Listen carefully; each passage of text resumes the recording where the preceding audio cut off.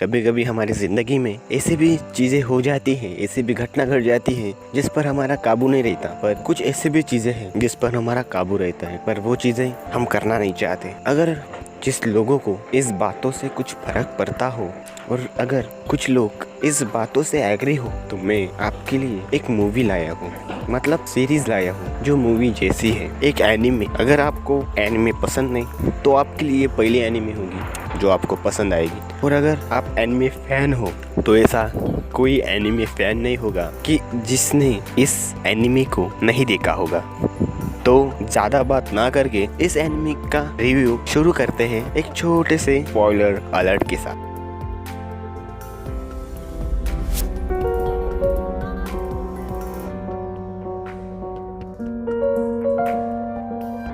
अगर आपको ज़्यादा सुनना नहीं पसंद हो तो मैं इस सीरीज़ के सारे एपिसोड की लिंक डिस्क्रिप्शन में दे रखे, तो जाकर देख लेना ये पूरे सारे एपिसोड, और बाद में इस रिव्यू को देखना। जिस बात को आपको नहीं समझ में आए तो कमेंट बॉक्स में लिख देना। तो चलो शुरू करते हैं। इस एनिमे में हमें दिखाया गया है कि जो हमारी जिंदगी है वो किसी ना किसी से अटैच रहती है। हम बचपन में शोहरत के पीछे भागते हैं, हम पढ़ाई करना चाहते हैं, किसी को अपने माँ बाप के सपने पूरे करने हैं, किसी को अपने सपने पूरे करने हैं, और जिसके लिए हम जी रहे। दुनिया में सिर्फ 1% ही लोग ऐसे होते हैं जिसके पास कोई काम धंधा नहीं होता, जिसके पास कोई सपने ही नहीं होते, कोई पैशन ही नहीं होता, और वो आराम से सोते हैं। और अगर इस वीडियो को जो देख रहा है अगर वो 1% में आता हो तो अभी इस वीडियो से क्विट कर सकता है। तो इस वीडियो में मैं बताऊंगा कि इस एनिमे में एक शातिर अपराधी है, एक सस्पेंस स्टोरी है, एक थ्रिलर स्टोरी है, एक शातिर अपराधी है जो छोटे छोटे बच्चों को नहीं, जो लड़कियां है, छोटी छोटी लड़कियां, मतलब 4वीं 5वीं में जो लड़कियां होती है, वो उस लड़कियों को किडनैप करता है और बाद में मार डालता है। अगर आप इसका रिव्यू सुनोगे तो आपको पता चलेगा कि वो ऐसा क्यों करता है। हाँ, तो वीडियो शुरू करते हैं। इस एनिमे में जो लड़का रहता है, हमारा मेन कैरेक्टर, वो 29 साल का है। वो एक मांगा आर्टिस्ट बनना चाहता है, पर उसके स्टोरी में इतना दम नहीं होता, उसकी स्टोरी इतनी खास नहीं। वो अपने दिमाग के गहराई में जाने से डरता है। उसे लगता है कि अगर मैं अपने दिमाग के ज्यादा गहराई में गया, ज्यादा सोचने लगा, तो उसे डर है कि जो वो कौन सी चीजें, मतलब कुछ चीजें रहती हैं, अगर हम गहराई से सोचे तो हमें याद आने लगती है, पर हम उसे याद करना नहीं चाहते। तो कोई ज्यादा सोचने से डरता है। वो अपने काम में ही व्यस्त रहना पसंद करता है, तो वो भी अपने काम में व्यस्त रहता है। वो एक पिज्जा बॉय है जो डिलीवरी देता है। उसके ही शॉप में एक लड़की रहती है 18 साल। वो उसे हमेशा बोलती है डिलीवरी के वक्त कि रास्ते में पिज्जा मत खाना, पर उसे, जो हमारा कैरेक्टर है, उसे ज्यादा बात करना पसंद नहीं। वो अपने में रहता है, तो वो अपने मन में ही रोज सोचता है कि ये लड़की मुझे हर बार ऐसे क्यों कहती, कोई मतलब है उसका, या मुझसे मजाक कर रही है। इस लड़के के पास एक शक्ति रहती है, पता नहीं वो भगवान ने दी है या उसे मिली है। तो हम बात करेंगे उसकी शक्ति की। तो उसे एक शक्ति मिलती है जो बुरी घटना और उसके आसपास हुई बुरी घटनाओं को, अगर उसके आसपास बुरी घटना हुई तो उसे रोकने की उसे शक्ति प्रदान करती। अब कैसे करती है शक्ति प्रदान? जब कौन सी भी बुरी घटना हो, जैसे कि एक्सीडेंट हो, जैसे किसी का खून हो, तो उसे रिवाइवल आता है। वो उसे रिवाइवल बोलता है।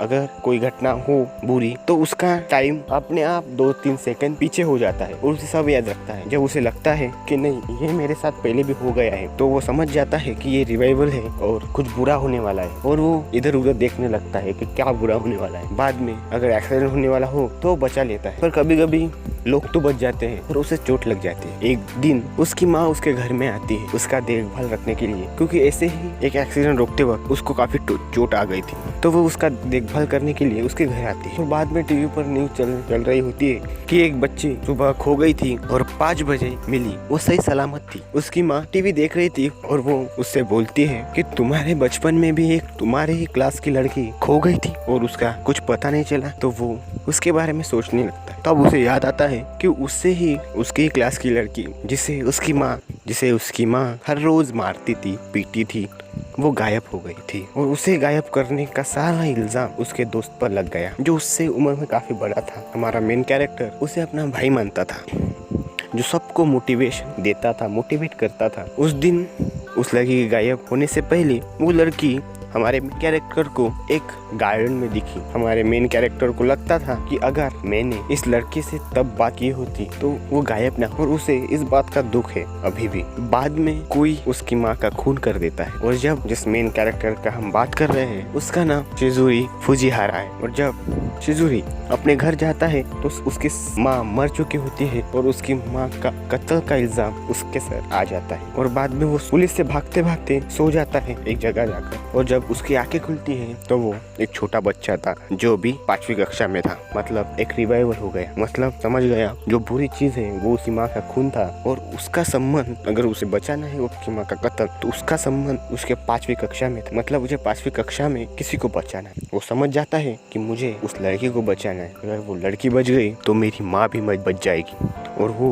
बाद में उस लड़की को बचाने की कोशिश लग जाता है। और ये सारी कहानी वो कैसे उस लड़की को उस किलर से बचाती है और कैसे बाकी लड़कियों को भी उस किलर से बचाता है, ये सब इस एनिमे सीरीज में है। इस सीरीज में थ्रिल है, सस्पेंस है और हॉरर भी, और थोड़ा सा इमोशन भी। तो इस एनिमे को देख लेना। इसके बाद मैं आपको एक और एनिमे दूंगा जिसका वीडियो मैं कल बनाऊंगा, तो आपको नोटिफिकेशन आ जाएगी अगर आपने सब्सक्राइब किया हो तो चलिए मिलते हैं, बाय।